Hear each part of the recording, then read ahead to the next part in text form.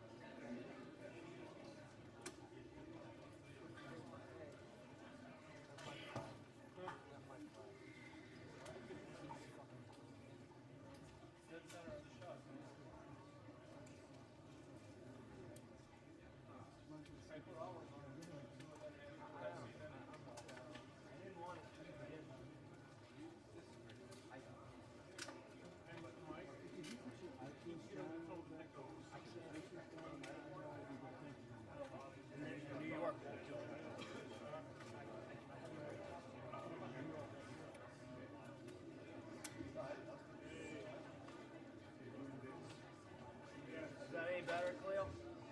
I had him move it with his other hand. Oh, no. Khalil.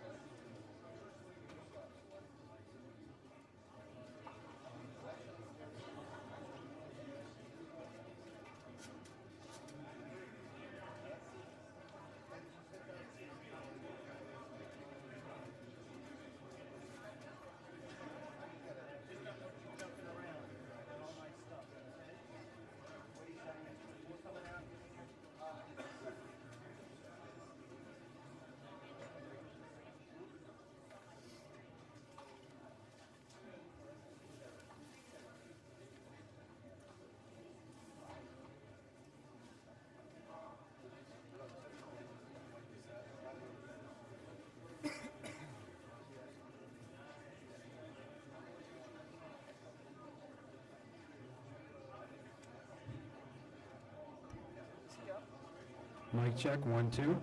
Mic check, 1, 2.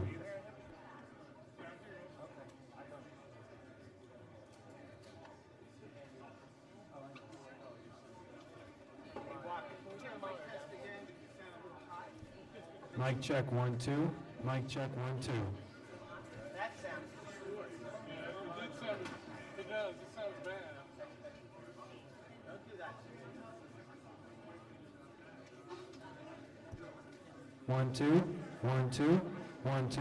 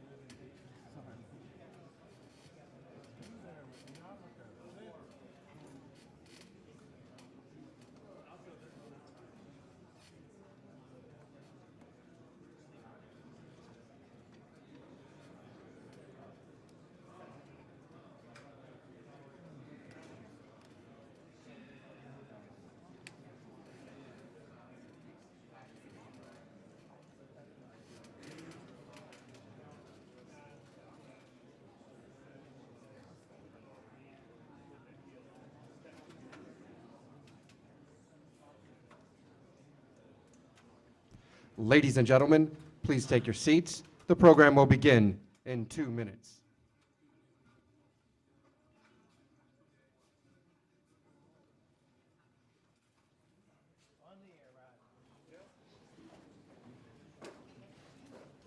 You are looking live. Thank you very much.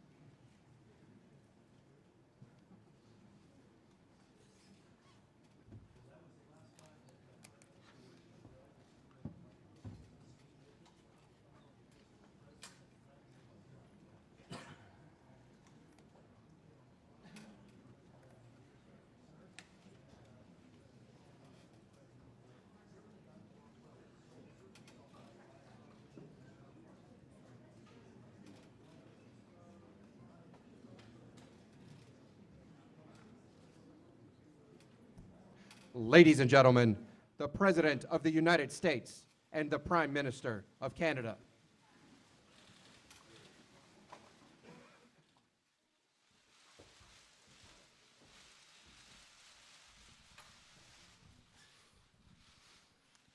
Thank you.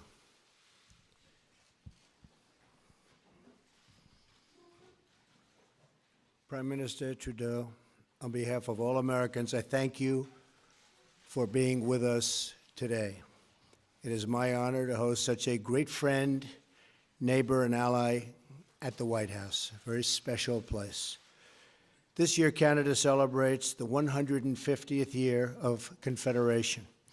For Americans, this is one of the many milestones in our friendship, and we look forward, very much forward, I must say, to many more to come. Our two nations share much more than a border. We share the same values, we share the love, and a truly great love of freedom, and we share a collective defense. American and Canadian troops have gone to battle together, fought wars together, and forged the special bonds that come when two nations have shed their blood together, which we have. In these dangerous times, it is more important than ever that we continue to strengthen our vital alliance. The United States is deeply grateful for Canada's contribution to the counter-ISIS effort. Thank you. And we continue to work in common and in common cause against terrorism and work in common cooperation toward reciprocal trade and shared growth. We understand that both of our countries are stronger when we join forces in matters of international commerce. Having more jobs and trade right here in North America is better for both the United States and is also much better for Canada. We should coordinate closely, and we will coordinate closely to protect jobs in our hemisphere and keep wealth on our continent, and to keep everyone safe.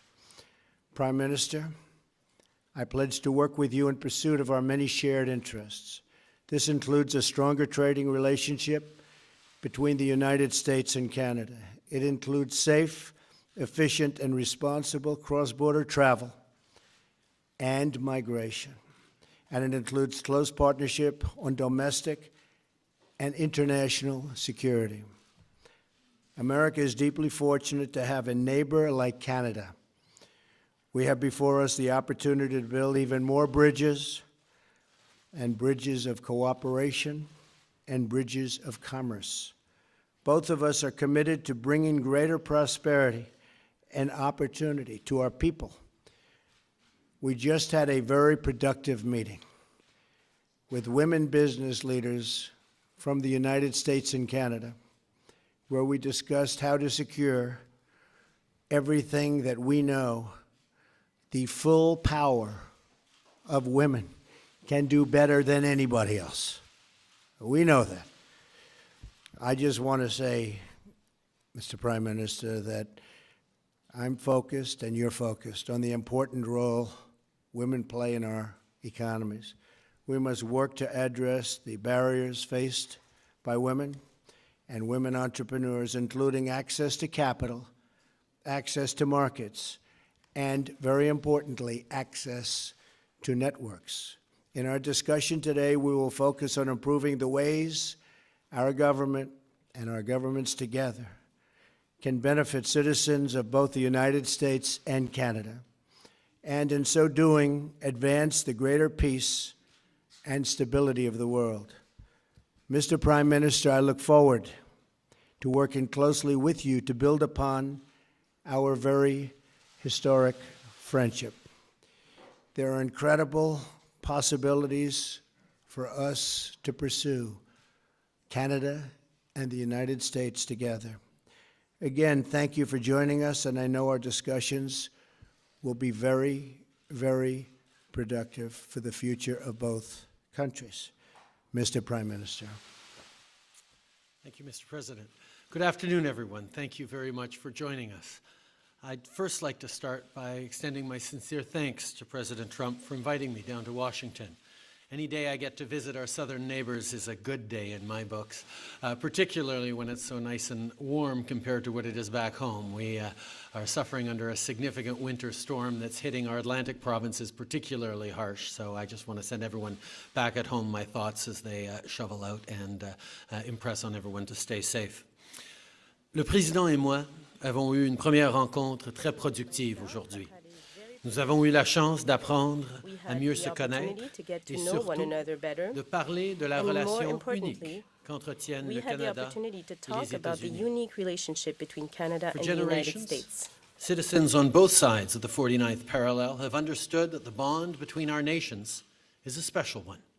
No other neighbors in the entire world are as fundamentally linked as we are. We've fought in conflict zones together, negotiated environmental treaties together, including 1991's historic air quality agreement. And we've entered into groundbreaking economic partnerships that have created good jobs for both of our peoples. Canadians and Americans alike share a common history, as well as people-to-people ties that make us completely and totally integrated. Our workers are connected by trade, transportation, and cross-border commerce. Our communities rely on each other for security, stability, and economic prosperity. Our families have long lived together and worked together. We know that more often than not, our victories are shared. And just as we celebrate together, so too do we suffer loss and heartbreak together. Through it all, the foundational pillar on which our relationship is built is one of mutual respect. And that's a good thing, because as we know, relationships between neighbors are pretty complex, and we won't always agree on everything. But because of our deep, abiding respect for one another, we're able to successfully navigate those complexities and still remain the closest of allies and friends. Make no mistake, at the end of the day, Canada and the US will always remain each other's most essential partner. And today's conversations have served to reinforce how important that is for both Canadians and Americans. As we know, 35 US states list Canada as their largest export market, and our economies benefit from the over $2 billion in two-way trade that takes place every single day. Millions of good middle-class jobs on both sides of the border depend on this crucial partnership. Maintaining strong economic ties is vital to our mutual success, and we're going to continue to work closely together over the coming years so that Canadian and American families can get ahead.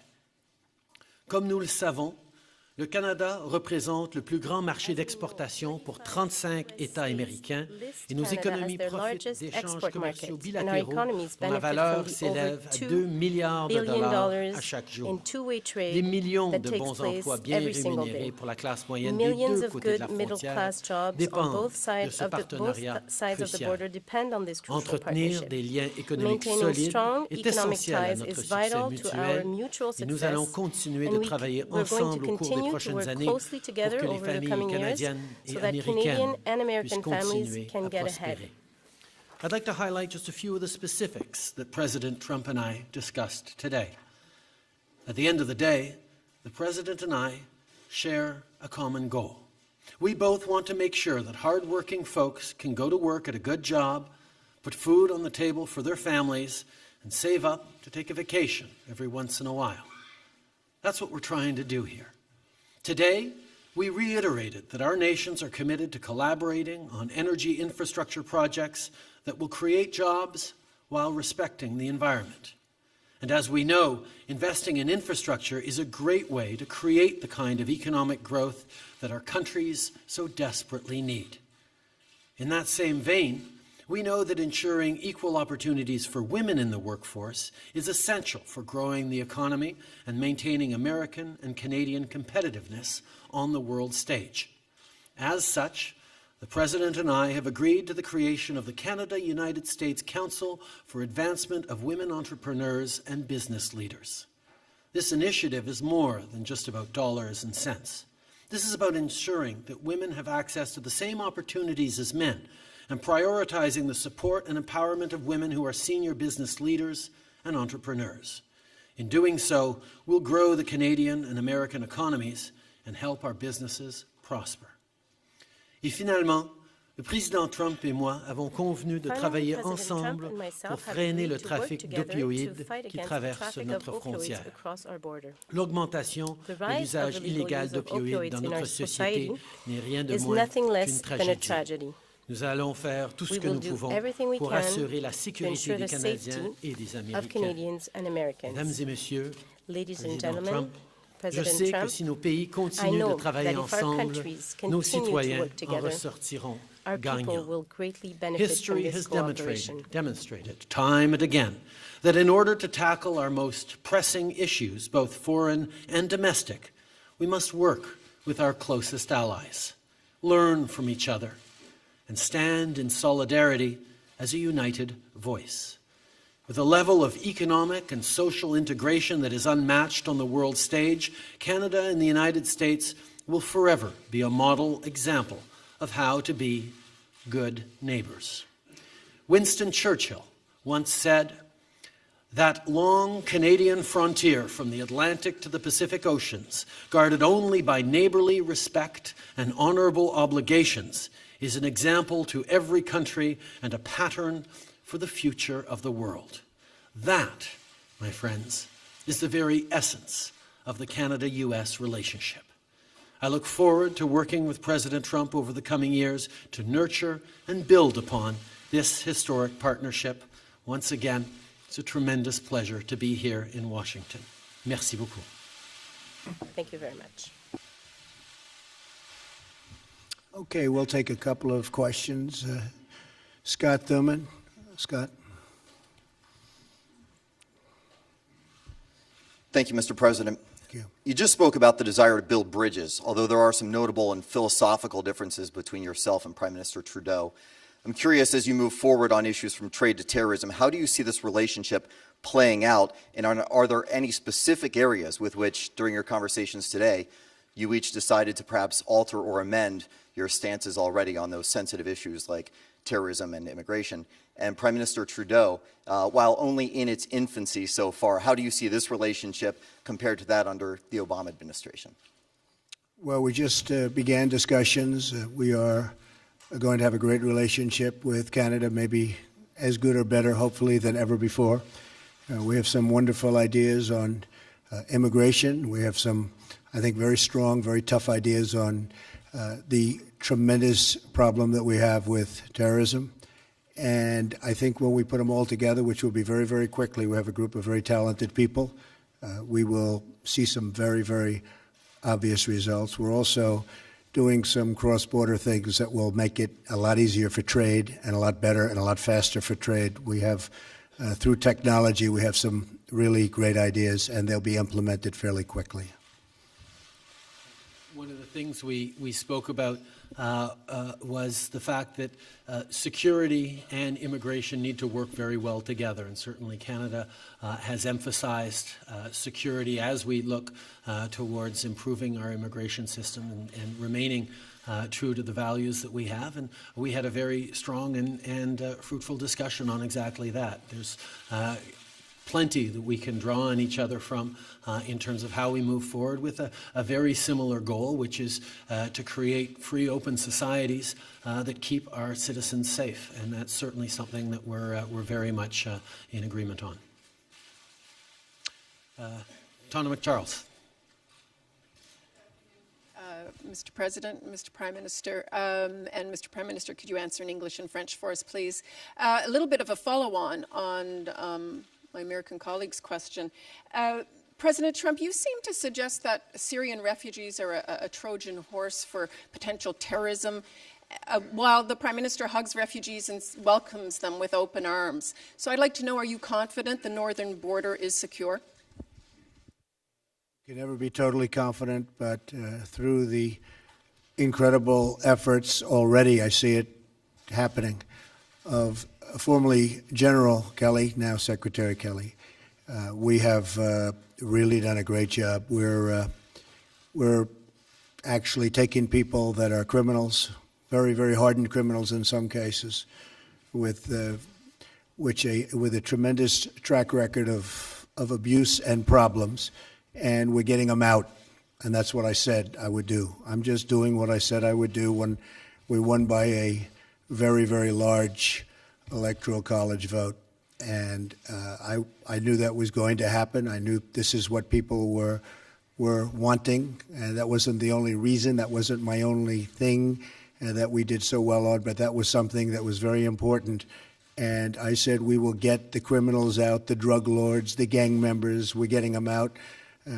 General Kelly, who's sitting right here, is doing a fantastic job. And I said at the beginning, we are going to get the bad ones, the really bad ones. We're getting them out, and that's exactly what we're doing. I think that in the end, everyone's going to be extremely happy, and I will tell you right now, a lot of people are very, very happy right now. Canada has always understood that keeping Canadians safe is one of the fundamental responsibilities of any government, and that's certainly something that we're very much focused on. At the same time, we continue to pursue our policies of openness towards immigration and refugees without compromising security. And part of the reason we've been successful in doing that over the past year, welcoming close to 40,000 Syrian refugees, is because we have been coordinating with our allies, the United States and around the world, to demonstrate that security comes very, very seriously to us, and that's something that we continue to deal with. C'est clair que pour garder une société en santé et sécure, il faut se pencher sur la sécurité et la façon qu'on a su accueillir les immigrants, les réfugiés de la Syrie. Nous avons pris très au sérieux les responsabilités au niveau de la sécurité. Cette compréhension de la part de nos alliés et les États-Unis a été claire depuis le début. Very well, and they have done so since the very Caitlin beginning. Collins, please. Thank you. President Trump, now that you've been in office and received intelligence briefings for nearly 1 month, what do you see as the most important national security matters facing us? And Prime Minister Trudeau, you've made very clear that Canada has an open door policy for Syrian refugees. Do you believe that President Trump's moratorium on immigration has merit on national security grounds?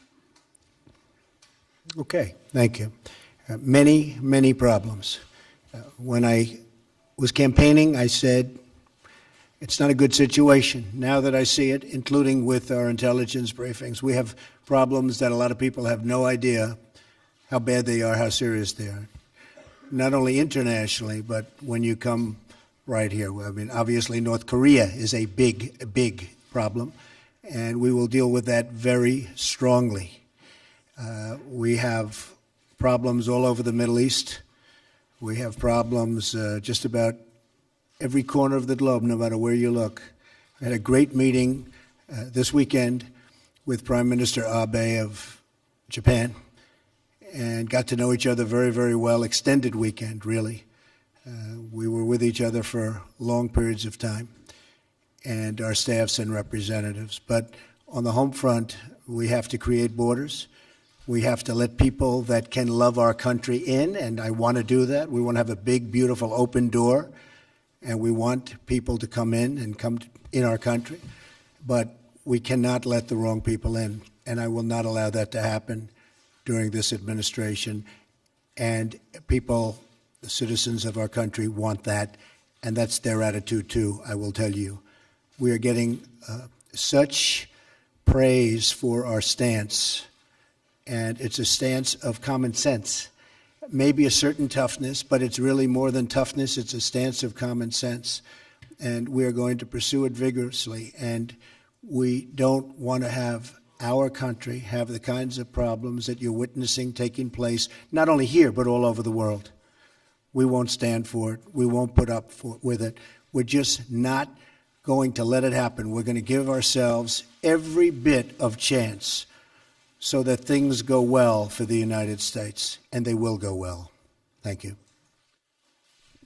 Canada and the United States have been neighbors a long time, and Canadians and Americans have stood together, worked together at home and around the world.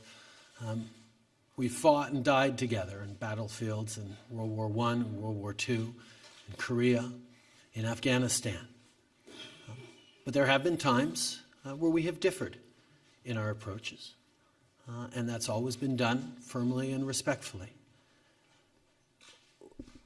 The last thing Canadians expect is for me to come down and lecture another country on how they choose to govern themselves. My role and our responsibility is to continue to govern in such a way that reflects Canadians' approach and be a positive example in the world. Okay. Richard Latendresse. Richard Latendresse. Merci, Monsieur le Premier ministre. Thank you, Mr. Prime Minister. Mr. President, I will ask my question in French first, and then for you, I'll ask it again in English. Monsieur le Premier ministre, vous savez bien, je vous ai bien entendu que les entreprises canadiennes, les exportateurs, les travailleurs canadiens sont inquiets pour leurs affaires, pour leurs emplois, avec l'idée d'une renégociation de la LINA. Concrètement, quelle garantie avez-vous demandé, quelle garantie avez-vous obtenu que les affaires canadiennes et les emplois canadiens seront préservés avec une renégociation de l'accord? Mr. President, for over a year and a half during the campaign, and again during the last 3 months, you have denounced NAFTA. You have talked over and over about the Mexican portion of the agreement, very little about the Canadian one. My questions in two short part is Canada a fair trader? And when you talk about changes to NAFTA concerning Canada, are you talking about big changes or small changes? Thank you. D'abord, Richard, merci pour ta question. C'est une préoccupation pour bien des Canadiens parce qu'on sait à quel point notre économie est extrêmement dépendante des liens que nous avons avec les États-Unis. Les biens et les services qui traversent chaque direction de notre frontière veulent dire des millions de bons emplois pour les Canadiens.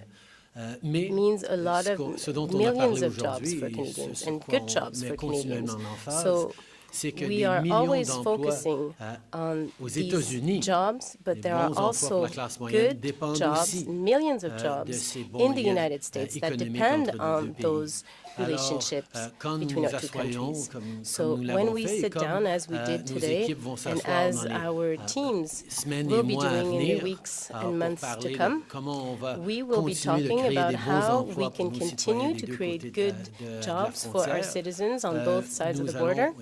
And during this exercise, we continue to understand that we have to allow this free flow of goods and services, and we have to be aware of the integration of our economies, which is extremely positive for both our countries.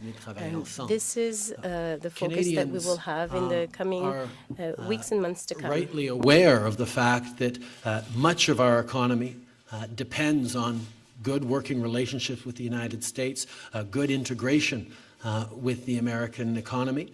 And the fact is, millions of good jobs on both sides of the border depend on the smooth and easy flow of goods and services and people back and forth across our border. Both President Trump and I got elected on commitments to support the middle class, to work hard for people who need a real shot at success. And we know that by working together, by ensuring the continued effective integration of our two economies, we are going to be creating greater opportunities for middle-class Canadians and Americans now and well into the future.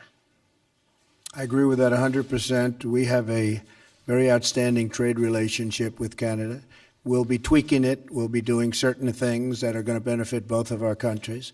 It's a much less severe situation than what's taken place on the southern border. On the southern border, for many, many years, the transaction was not fair to the United States. It was an extremely unfair transaction.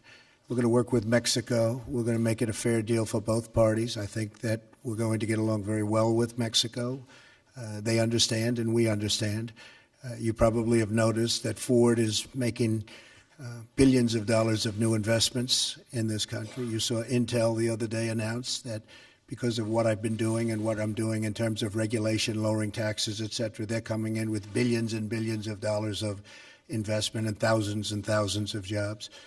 General Motors, likewise, is expanding plants and going to build new plants. Fiat Chrysler was at a meeting where they're doing the same. Jack Ma, we have so many people that want to come into the United States. It's actually very exciting. I think it's going to be a very exciting period of time for the United States and for the workers of the United States, because they have been truly the forgotten man and forgotten women. It's not going to be forgotten anymore, believe me. So our relationship with Canada is outstanding, and we're going to work together to make it even better. And as far as the southern border is concerned, we're going to get that worked out. We're going to make it fair, but we are going to make it so that everybody is happy. It's very important to me. Thank you. Thank you very much. Thank you, ladies and gentlemen. Thank you very much.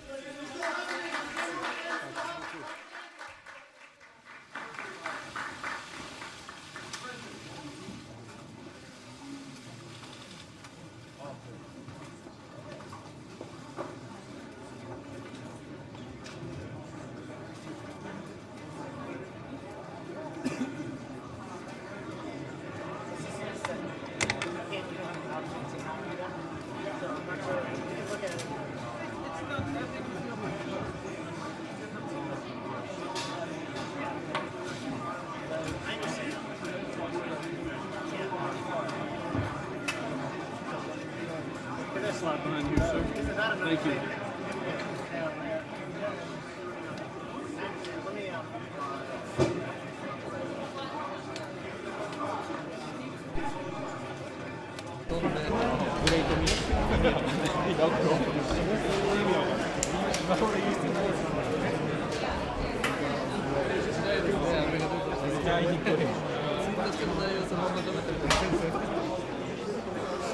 So,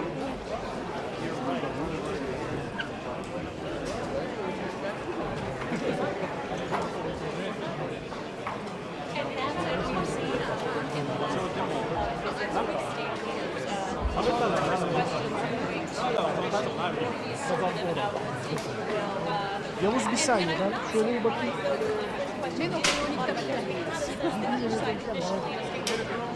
Two questions, two for domestic and two for press.